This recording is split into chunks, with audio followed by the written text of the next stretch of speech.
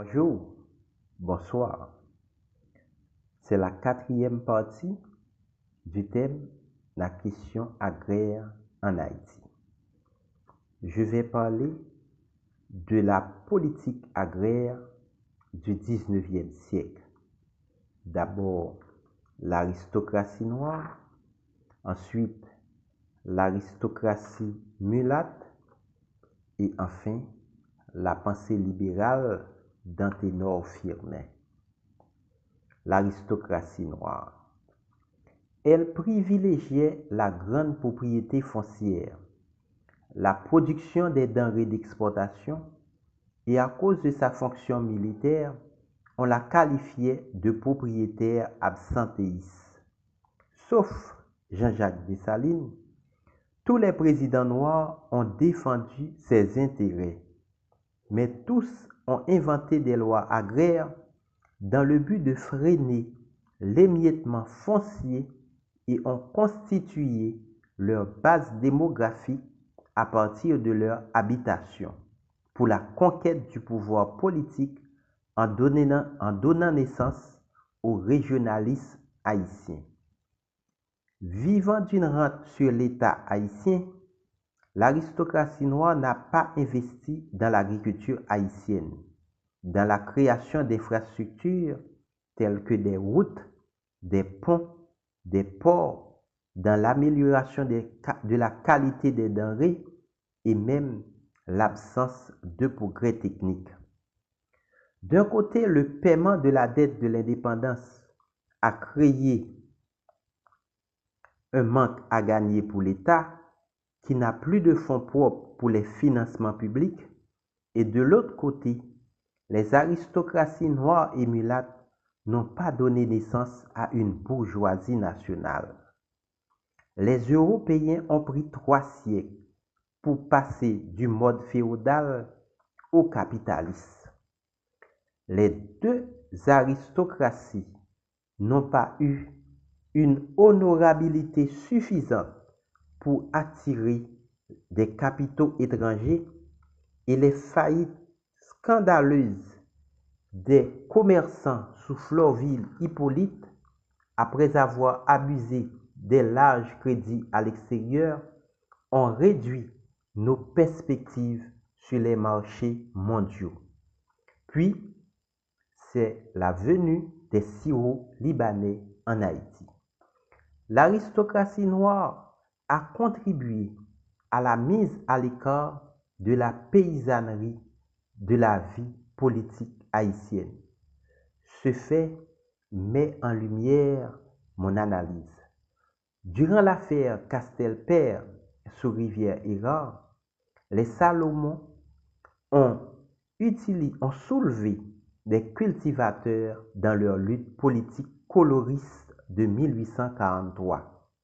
Plus tard, en 1846, devenu sénateur, Lysius Félicité Salomon a remercié le président Richer d'avoir contraint Jean-Jacques Akao, leader des piquets, au suicide.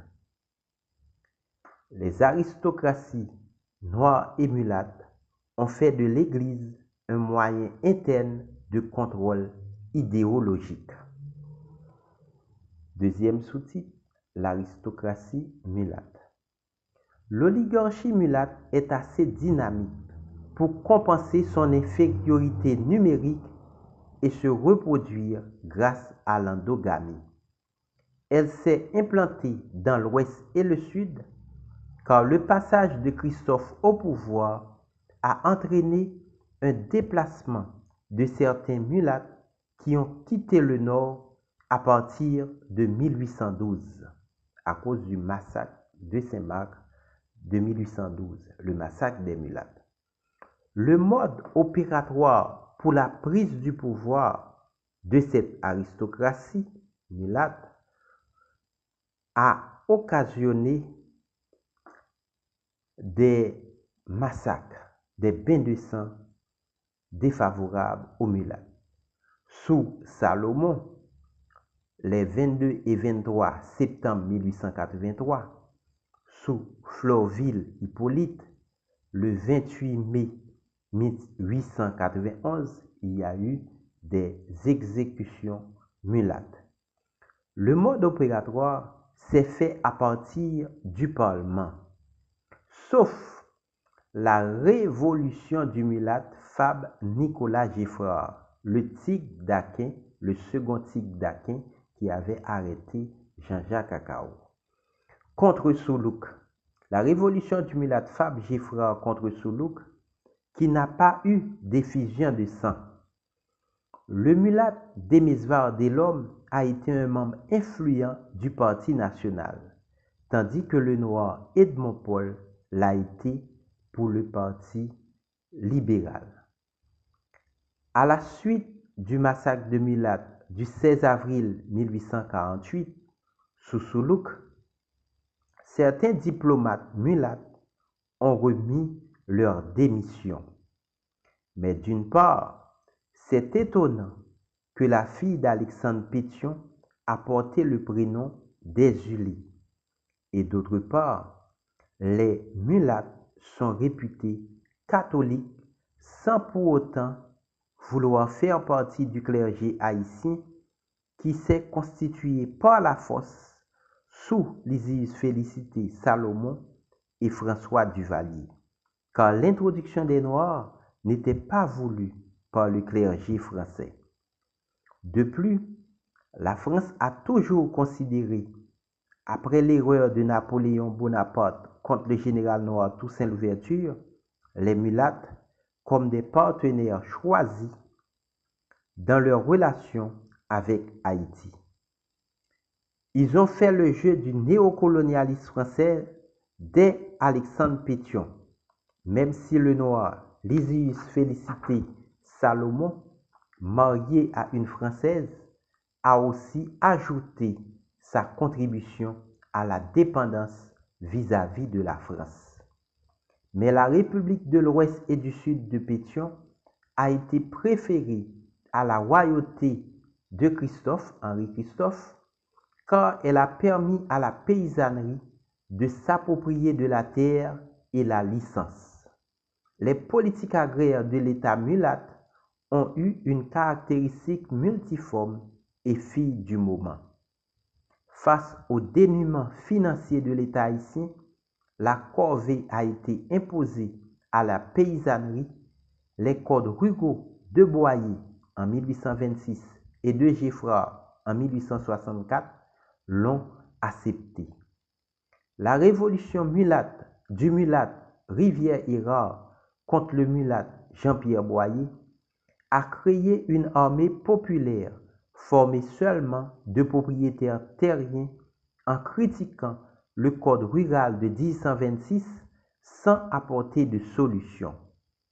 La République prônée par les mulattes n'a pas instauré la démocratie et la paysannerie a été privée de ses libertés individuelles.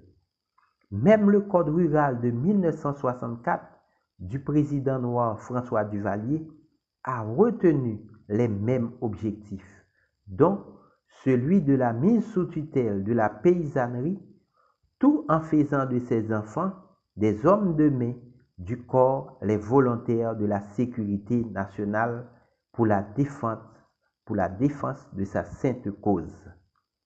Néanmoins, les aristocraties noires et mulattes ont partagé le refus du droit de propriété aux Blancs. Nicolas Giffard a été une exception. La pensée libérale d'Anténor Firmin.